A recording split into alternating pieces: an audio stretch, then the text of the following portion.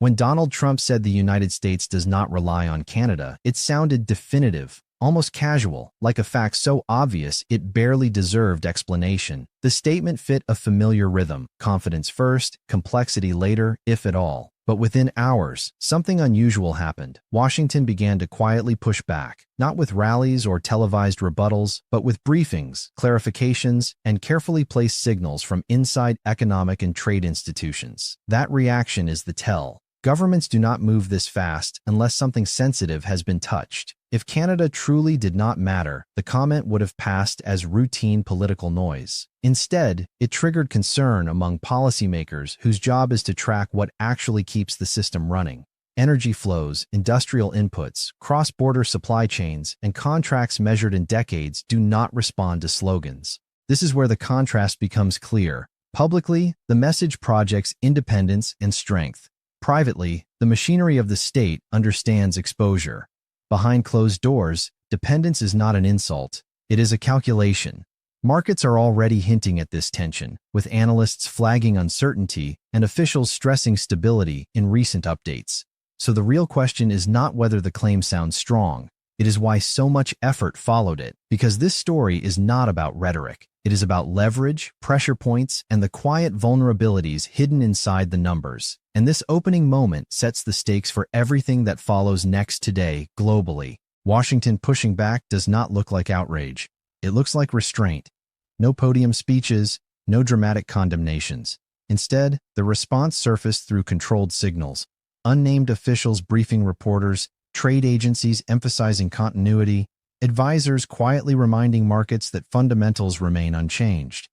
This is how institutional power speaks when stability is at stake.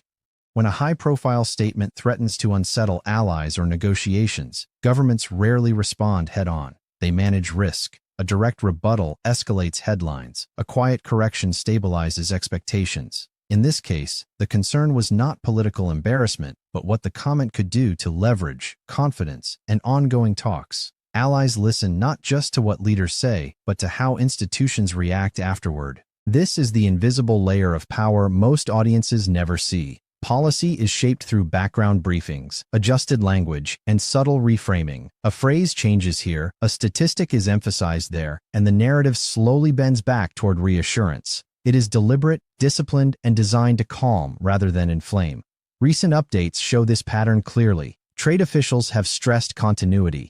Economic agencies have highlighted integration. None of this contradicts the statement directly, yet all of it limits its impact. That is not coincidence. It is containment, and that is the signal viewers should focus on.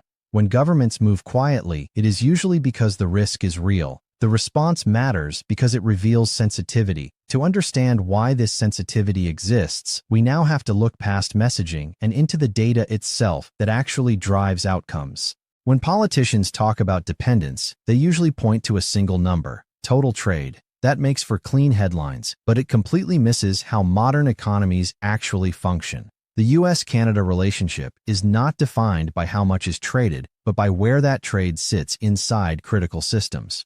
Start with energy. Canada is the largest foreign supplier of energy to the United States, not just in volume but in structure. Oil pipelines, natural gas networks, and shared electricity grids were built over decades to function as one system. Refineries in the American Midwest are calibrated for Canadian crude. Power grids in the Northeast rely on Canadian hydroelectricity to balance peak demand. These are not purchases that can be rerouted overnight. They are physical dependencies embedded in infrastructure. Manufacturing deepens that exposure. The auto industry is the clearest example. A single vehicle assembled in the U.S. can cross the Canadian border multiple times during production. Engines, transmissions, electronics, and subassemblies move back and forth before a final car exists. This is not bilateral trade between two separate industries. It is one continental production line, divided by a political boundary. Food and agriculture add another layer. Fertilizers, livestock feed, grains, and processed foods move continuously across the border, shaped by climate, seasonality, and specialization.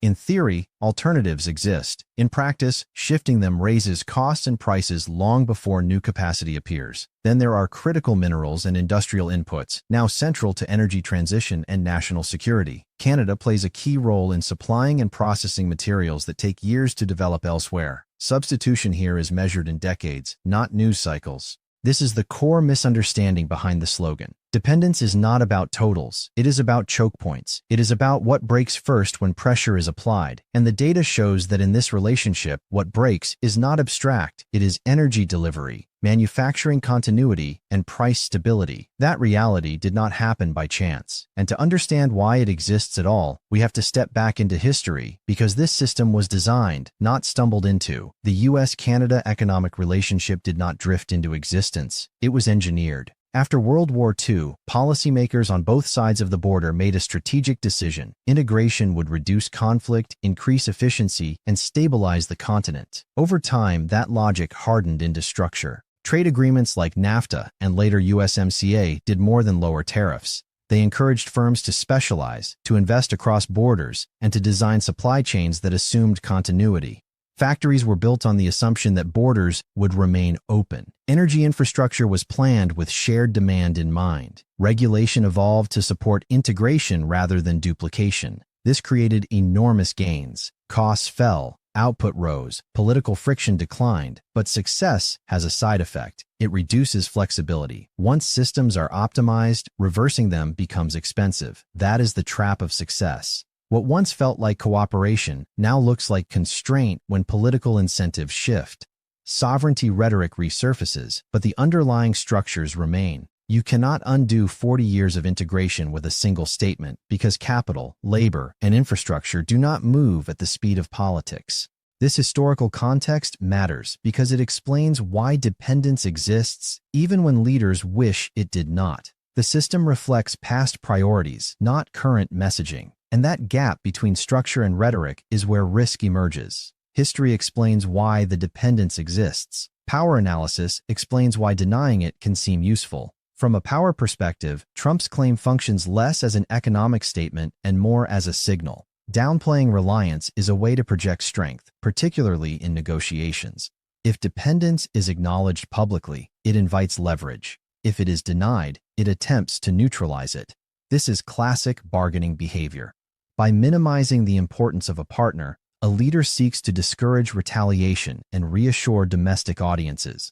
But this strategy carries a cost. It creates a mismatch between messaging and reality that institutions then have to manage. The paradox is that true independence does not require reassurance. Systems that are resilient do not need to deny their exposure. When denial becomes necessary, it often signals sensitivity rather than strength. This is where leverage anxiety appears. Negotiation posture clashes with economic exposure. Markets notice, allies notice, and institutions respond by quietly restoring balance through clarification and continuity signals. In geopolitics, the loudest denials often point to the weakest pressure points. That does not mean collapse is imminent. It means the system is aware of where pressure could be applied. Downplaying Canada is not about the past. It is about shaping future bargaining positions in a world where economic relationships are increasingly weaponized. But the more integrated the system, the harder it becomes to separate signaling from consequence. And that brings the analysis to the present moment, where global conditions make these signals more dangerous than they once were. Timing is what turns a comment into a risk. Right now, global supply chains are thinner, slower, and more exposed than they have been in decades. Energy security has returned as a first-order concern. Reshoring is expensive and incomplete, and U.S.-China economic tension has turned reliable partners into strategic assets rather than conveniences. In that environment, uncertainty is costly. Markets are already sensitive to signals about trade stability, energy flows, and political cohesion. Even small doubts about coordination can ripple outward, affecting investment decisions, pricing, and long-term planning. That is why Washington cannot afford ambiguity with its closest economic ally at this moment. Canada is not just another trading partner. It sits inside the same production ecosystem, feeding power grids, factories, and food systems that do not pause for political cycles. Recent updates from policy circles emphasize continuity for a reason. Reassurance is a form of stabilization. This is the deeper contrast shaping the moment. The world is fragmenting, blocks are hardening, and trust is becoming scarcer. Against that backdrop, transactional politics carry higher risks. Strategic partners are no longer optional buffers. They are anchors. And at the exact moment the global system is under strain, America's nearest anchor is being questioned. That collision is why this debate matters now, not later. Because when systems are stressed, perception and confidence can move markets faster than policy ever will. And once shaken, restoring them becomes more difficult than preserving stability. This episode ultimately reveals something larger than a single trade dispute or political statement. It exposes how modern power actually functions in an interconnected world. Economic strength today is not built on isolation, but on managing dependence without letting it turn into vulnerability. For much of the 20th century, power was measured by autonomy. Control your resources, your borders, your production, and you controlled outcomes. That model shaped political instincts that still dominate public rhetoric. But the global system has changed faster than the language used to describe it. Today, power looks more like network management. It is the ability to keep systems aligned, flows uninterrupted, and partners confident enough not to hedge against you. In this environment, denying dependence does not eliminate it. It simply makes it harder to manage. This is why Washington's pushback should not be read as weakness. It is an acknowledgement of reality. Damage control in complex systems is a form of strength, not surrender.